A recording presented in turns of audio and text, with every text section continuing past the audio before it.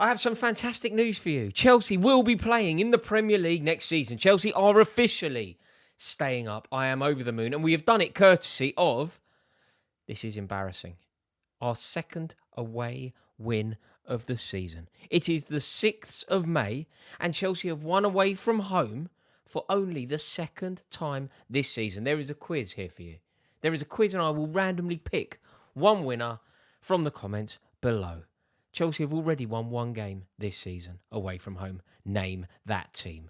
Bournemouth and who are the only two teams that Chelsea have managed to beat away from home this season. I am delighted with this victory, though. I really am. It was nice to see Frank Lampard getting a win. It was nice to see Chelsea find winning ways. And it is also very nice to banish the discourse of Chelsea actually being relegated. I never believed that it were possible. I always thought 39 points was going to be enough.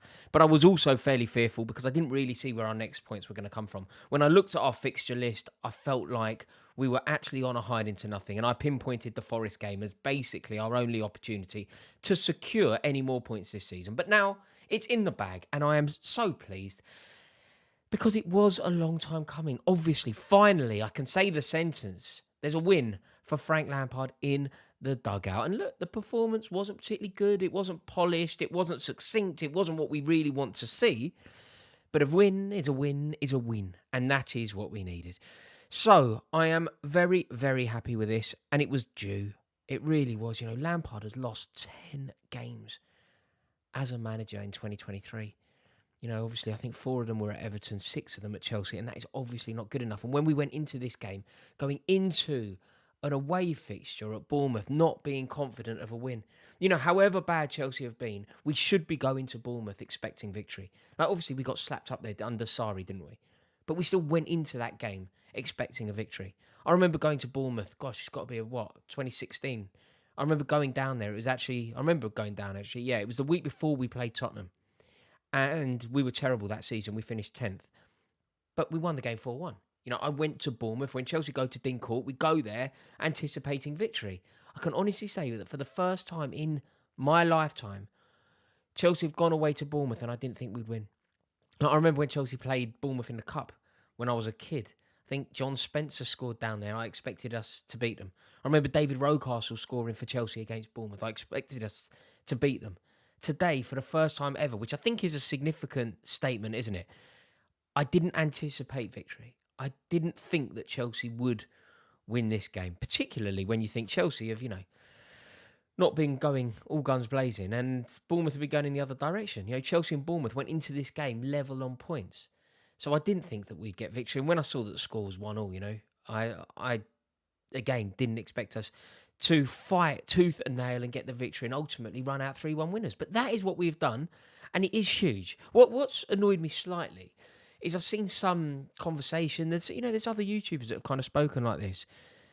They want Lampard out. They're not happy with the team. The disrespect that they put on Frank Lampard's name, the way that they speak about him. You know, I've seen something that suggested that you know, maybe Frank Lampard's status as an icon at Stamford Bridge is now secure because he hasn't taken. I was like, that is never an issue. Trust me, if you ever hear a Chelsea fan or a purported Chelsea fan accept any slander towards Frank Lampard, I question their credentials as being a Chelsea fan. If anyone can acknowledge anything other than unilateral, aggressive love towards Frank Lampard, I question their credentials as a Chelsea fan. Frank Lampard is the greatest man to have ever lived. He is Chelsea's greatest player by a distance. The West Stand should become the Frank Lampard stand. There should be a statue of Frank Lampard next to Peter Osgood. That is the significance of Frank Lampard at Chelsea. So I will forever love that man. His credentials of management are troubling. He doesn't seem to be cut out for management. He doesn't seem to be good enough for Premier League football as a manager. But, you know, he's still a young man in these relative terms. And maybe a bit of time in the Championship, perfecting his craft in the model of Vincent Kompany could do him a favour. How unprofessional. My phone is beeping. Forgive me. But look, I'm delighted to say that Chelsea are doing okay. And I think if you look at the game today and you kind of view it, rather than viewing it as 3 points against Bournemouth, but you view it as a long-term project, I think there's quite a lot to be positive about from today. I think certain players did play very well. I think there were a lot of encouraging signs. And if you look at, say, the performance of Noni Madueke, Thought he looked good. Thought he looked lively. I think he was a constant threat. He always fancied it. And playing down the right was our jewel in the crown of our forward three. He was so much more up for it, so much more threatening than Kai Havertz or Mykhailo Mudryk. Mykhailo Mudryk did nothing again. What was his contribution to the game? I mean, he got booked for a dive, didn't he? But I mean, aside from that, I don't think he did anything, and it was rightfully withdrawn by Frank Lampard. So look, obviously it's so early. Obviously, you don't judge any of the new signings yet. I think you have to give any new signing, particularly a new signing from another country in another league, I think you have to give them at least a year before you say anything too judgmental. Darwin Núñez, I think we can really have a conversation about how good Darwin Núñez is and what sort of player he will be at Liverpool in December of this year. I think that's when we'll know. And Mykhailo Mudryk is obviously so new compared to Núñez, who is new in himself. So I don't think that we can draw any genuine conclusions yet, but I would say that from what we have seen, it's been incredibly uninspiring, so lacking in belief, so lacking in confidence. And it's annoying, but all of the criticism that I've heard of Mykhailo Mudryk is accurate. I just think it's early to write him off entirely. But another poor game today. But equally, I thought Kai Havertz was ineffective, not up for it, not good enough. I truly believe that Kai Havertz is not good enough to play for Chelsea. Our long-term vision of the club, Kai Havertz should not be there.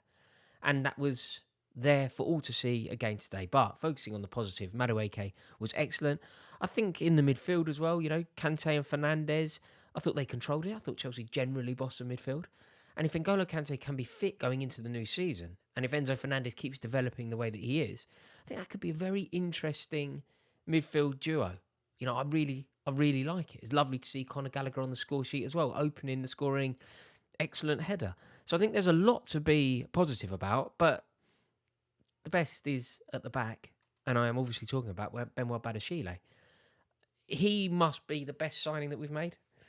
In the summer, I think we achieved the impossible. We managed to spend £500 million and get worse. We signed players that just weren't good enough. We signed Aubameyang.